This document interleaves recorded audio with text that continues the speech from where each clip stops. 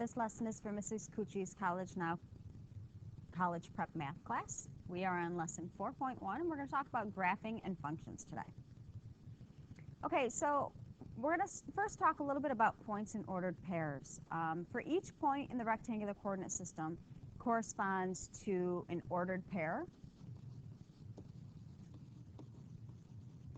of real numbers, so x, y. Okay, that's what we call our points, the points that we can plot. The first number in each pair is called the x coordinate.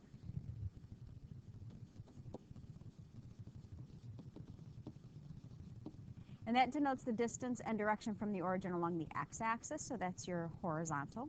Okay. And the second number in each pair is called the y-coordinate. And that denotes vertical distance, so up and down, along the y-axis. Okay, so, and you guys have seen this before. We have our quadrants, quadrant 1, 2, 3, and 4. Okay, so that's the first quadrant, second quadrant, third quadrant, fourth quadrant. Your origin being at the center, at the point 0, 0. Okay. So we're going to start by just a quick reminder of how we plot points on this coordinate system. And we're going to plot the points that are labeled here. Okay, so the first point that we're going to plot is point A at negative 3, 5. Now remember, our point is x, y. So our x is negative 3. That means we're going to go over 3 from the origin, right? Here's the origin. We're going to go back 3. 1, 2, 3. Okay? Back 3 and up 5. So left and down is going to give us a negative. Right and up is going to give us a positive. Okay? So back 3, up 5. So here is point A. Okay? And you're going to label it. Next what we're going to do is B, positive 2, negative 4. So positive means we're going to go right. So positive 2, negative 4. So we can't go, we got to go down since we're talking about the y-coordinate. So 1, 2, 3, 4. Here's B. 5, 0. So to the right 5. And up 0. So we're going to stay right there for C. 0, 4. So we're not going to move right or left. We're going to go up 4. Here's D. E. Oops, looks like I skipped one. So that was E. Sorry about that. Let's go back to D. Negative 5, negative 3. So negative, negative means I'm going to go back and then down. So back 5, down 3. And then last but not least is F, which is 0, 0. So we start at the origin. We don't go anywhere. And there's F. All right. So hopefully you remembered how to plot these points. No big deal. Let's keep moving. All right, so graphs of equations. We're going to talk about that next. So a graph of an equation is a relationship between two quantities, and it can sometimes be expressed as an equation in two variables, such as y equals 4 minus x squared. So a solution to an equation in two variables has to have an x and a y. It's an ordered pair of real numbers. Okay. So the graph of an equation in two variables is the set of all points whose coordinates satisfy the equation. One method for graphing such equations is plotting the points, so basically creating a table and then plotting those points. So that's what we're going to look at first. Okay. So we've got y equals 4 minus x squared. We're going to select values of x, starting with negative 3 and ending with 3. We're going to make a table of values, and then we're going to plot our points. All right, so we've got x.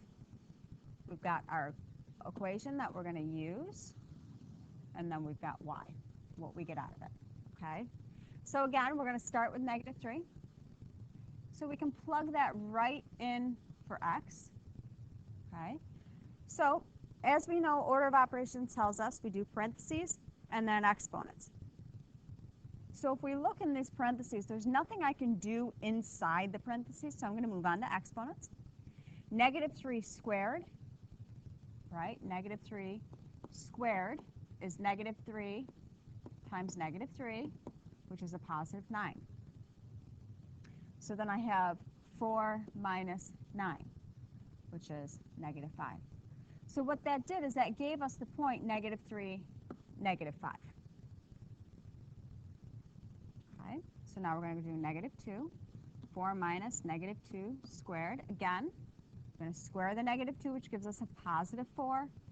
4 minus 4 gives us 0. We have the point negative 2, 0.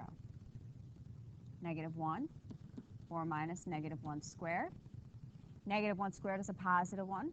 4 minus 1 gives us 3, which gives us the point negative 1, 3. 0. 4 minus 0 squared. 0 squared is 0. 4 minus 0 is 4. 1. 4 minus 1 squared is going to give us 3. 2. 4 minus 2 squared is going to give us 0. And then 3.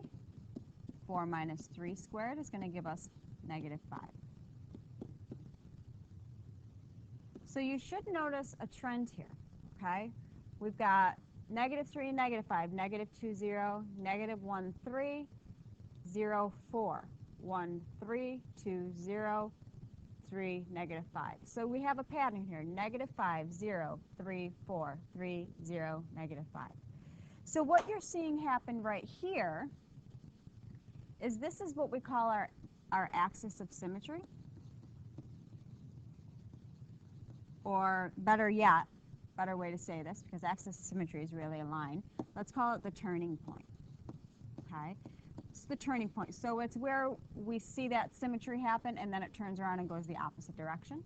Negative 3, negative 2, 1, 0, 1, 2, 3. There's symmetry there. Okay? So now we're going to go and we're going to plot those points. So we've got negative 3, negative 5.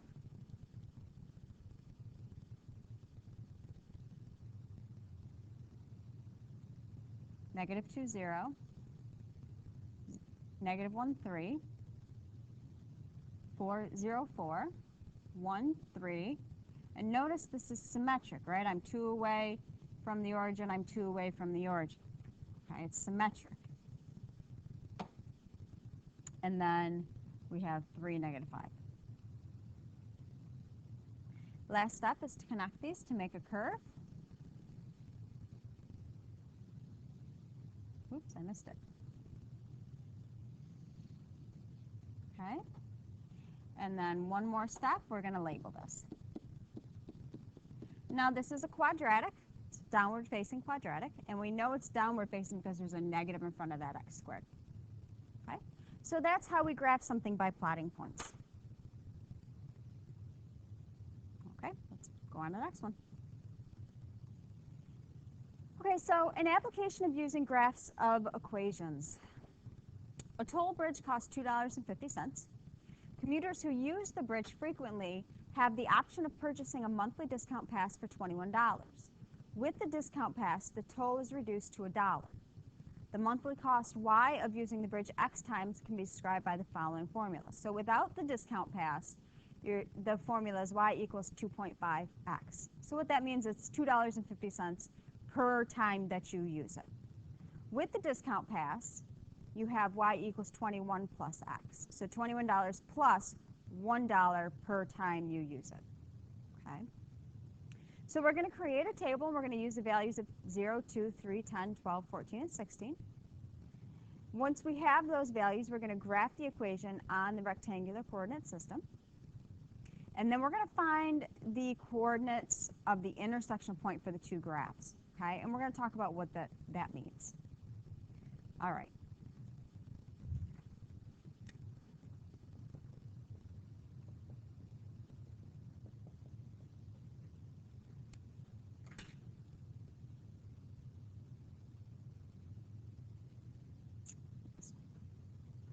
Okay, so we've got y equals 2.5x, and we have y equals 21 plus x. Again, and you can use your calculator to help you. We're using specified values of 0, 2, 3, 10, 14, and 16.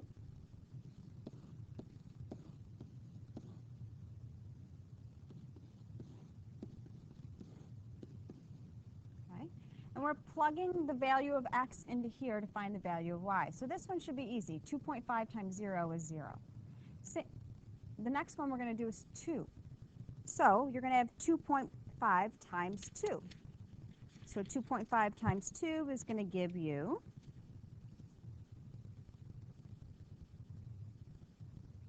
5. And you can put this right in your calculator to do this. 2.5 times 3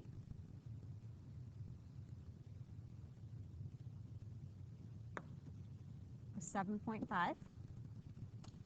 2.5 times 10 is 25. 2.5 times 14 is 35. And 2.5 times 16 is 40. Coming over to the other side, 21 plus x. So 21 plus 0 is 21. 21 plus 2 is 23. 21 plus 3 is 24. 21 plus 10 is 31. 21 plus 14 is 35. And 21 plus 16 is 37. Okay, so now we need to go about graphing these. Okay, we have the points, right? We have our x, y's. Now we want to graph them. So if you notice, my y values are pretty large. I've got 40 as my largest value here and 37 over here. So I need to be able to work with this y-axis so that I can use these larger values. Same thing if I'm going up to 16, do I have 16 spaces? 1, 2, 3, 4, 5, 8, 9, 10. I don't. So maybe along the x I go by 2s. And maybe along the y's I go by 5. Okay? So this will allow us to actually get these points in there. So let's start with this one here.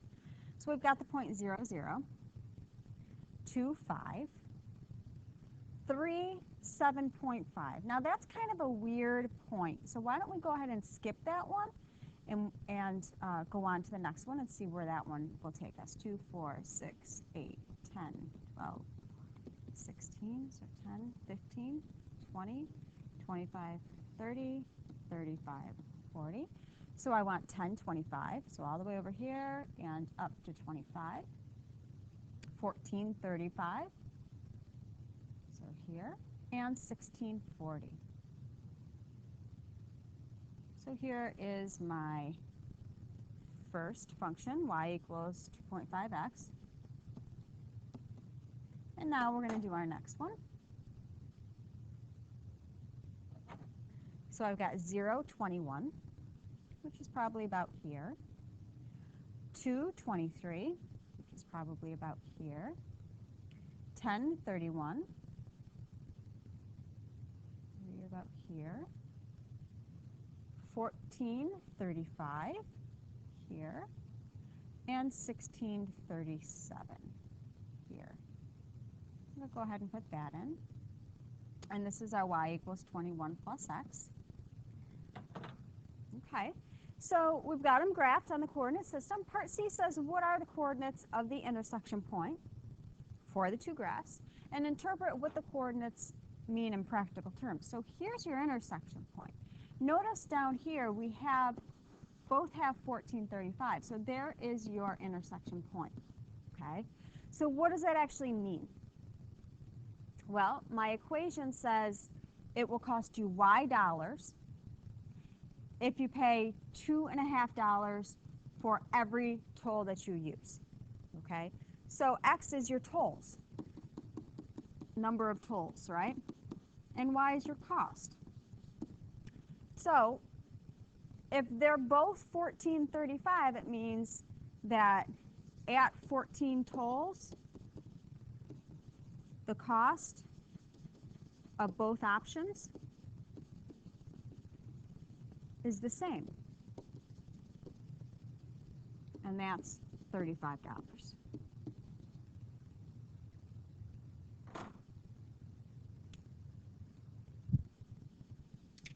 Okay, so let's keep going. So now let's talk about using function notation and then evaluating these at a value, okay? So you guys have seen this function notation before. F of x basically means the same thing as y, but it's written as a function. It's a function notation is what we call it. So if I ask you to find f of 4, normally it's f of x. What I'm saying is find the value of y when x is 4. So it's saying find the value of y, f of x, when x is 4. So here's what we do. We're just going to take and we're going to substitute. So this is a. So if I want f of 4, we're going to take my function, 2x plus 3, and instead of writing x, I'm going to write 4. So f of 4 equals 8 plus 3, 8, 9, 10, 11. F of 4 equals 11. So we're just substituting in that value. Okay, let's look at B. H of negative 5. So again, instead of writing h or x, we're going to write negative 5. In this case, it's h of r. So we're using r instead of x. It's the same thing. Okay? So negative 5 cubed minus 2 times negative 5 squared plus 5. It's really important that you put those parentheses around the number because if it's negative and you're raising it to an exponent, it's going to make a difference. So negative 5 cubed, or negative 5 times negative 5 times negative 5, is going to be negative 125 minus negative 5 squared. Negative 5 times negative 5 is positive 25. Okay, 2 times 25 is 50. So h of negative 5, we're going to do negative 125 minus 50 is negative 175, plus 5 is negative 170.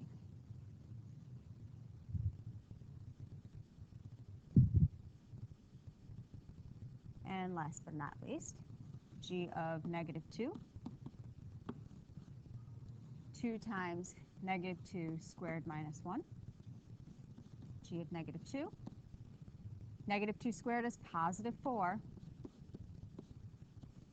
G of negative 2. 8 minus 1 is 7. So that's how we evaluate.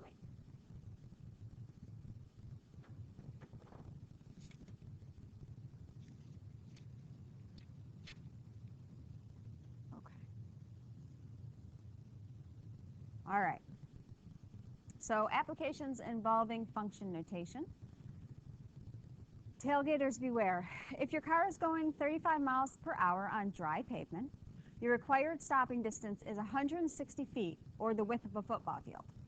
At 65 miles per hour, the distance required is 410 feet, approximately the length of 1 1/10 football fields. The bar graph below shows the stopping distance for cars at various speeds on dry roads and on wet roads. The line graph represents the stopping distance at various speeds on dry roads. We're going to use the line graph to estimate a car's required stopping distance at 60 miles per hour on dry pavement, and we're going to round it to the nearest 10 feet. Okay, so we want to know how quickly can a car stop at going 60 miles per hour on dry pavement. Okay, so we want to go to the graph that talks about the dry pavement.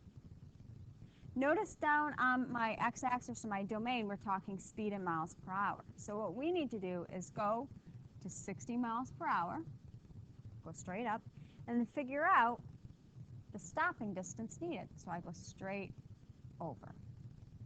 Okay. So we would say this is probably about 360 feet.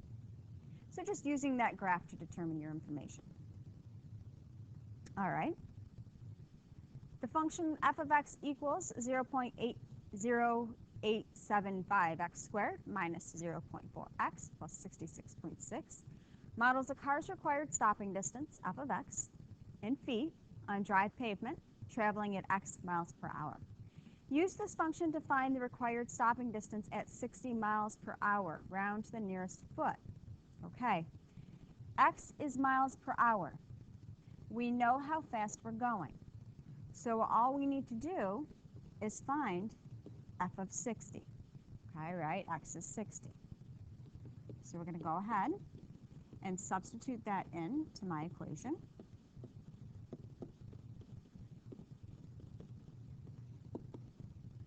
And then we can use our calculator to evaluate f of 60.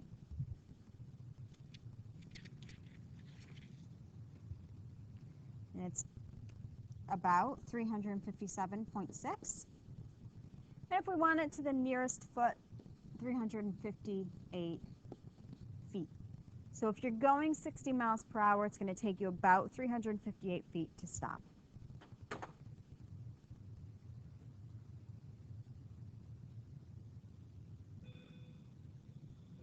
Okay? So now we're going to go straight on to graphing functions. We're going to graph the function f of x equals 2x. Again, f of x just means y, so it's just function notation, different way to write it. We're also going to graph g of x equals 2x plus 4. And we're going to graph them on the same coordinate system. We're going to select the integers from -2 to 2 inclusive. So what inclusive means is you're going to include the values of -2 and 2. So again, we're going to make our tables. Okay, so we're going to f of x equals 2x. We're going from -2 to 2.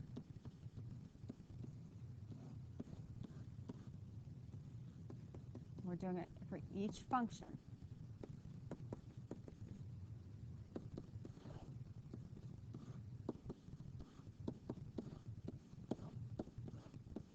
Okay, so now we're just plugging in, right? Plugging into here. -2, 2 times -2 is -4. 2 times -1 is -2. 2 times 0 is 0. 2 times 1 is 2, and 2 times 2 is 4. Over on the other side.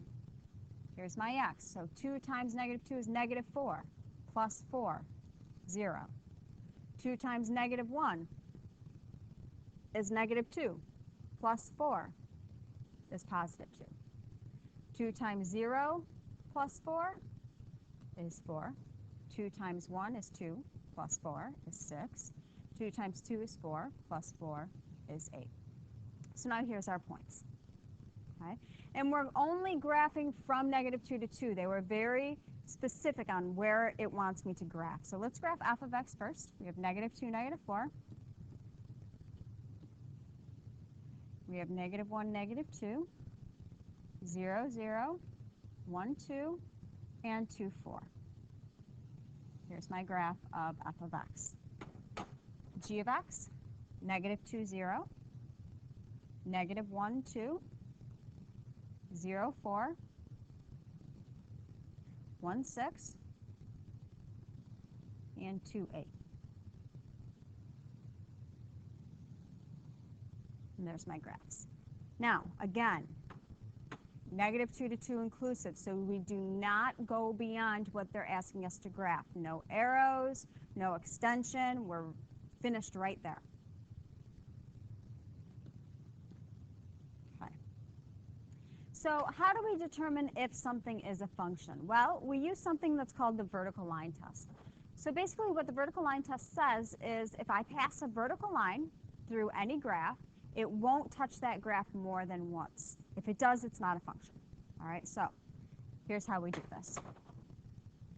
I take my vertical line and I pass it through. Because it hit in more than one location, this is not a function. Okay? Here, no matter where I pass it, it's only going to touch once. So this one is a function.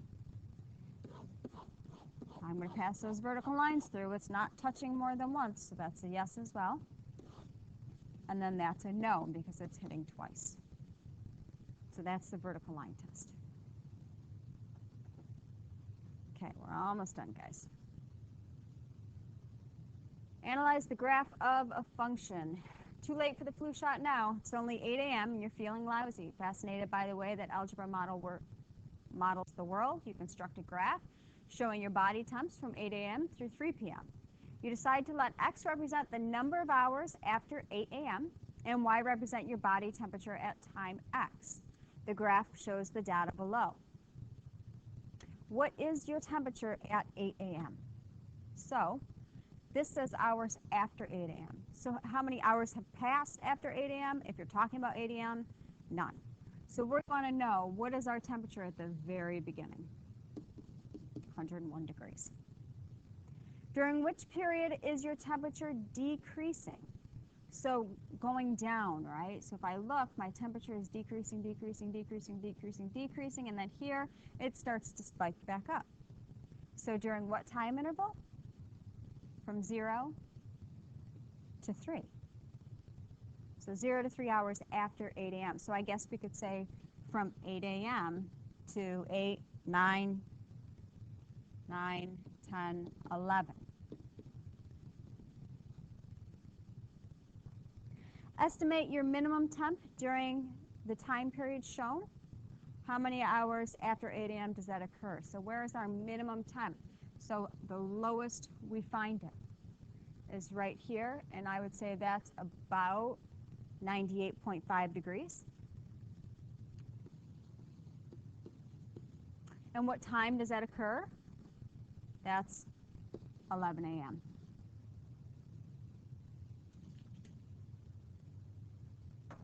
Okay. During which period of time is your temperature increasing? So when are we increasing? So we know we stopped decreasing here, and now we are increasing. So this is 8, 9, 10, 11, 12, 1. From 11 to 1, we are increasing.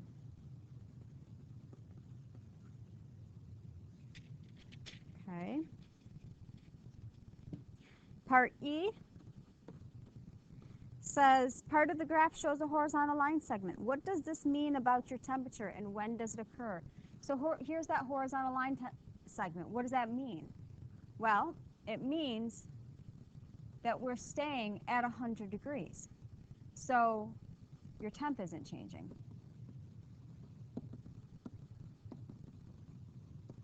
When does that occur? Well, from here to here. So we said this was 1, 2, 3. So from 1 p.m. to 3 p.m. Explain why the graph defines y as a function of x. Why the graph defines y as a function of x. What that means is my y is talking about our temperatures. X is talking about the time at which they're occurring. So why is it define y as a function of x? Well, if we just talked about how we determine if something is a function, we talked about using that vertical line test, right?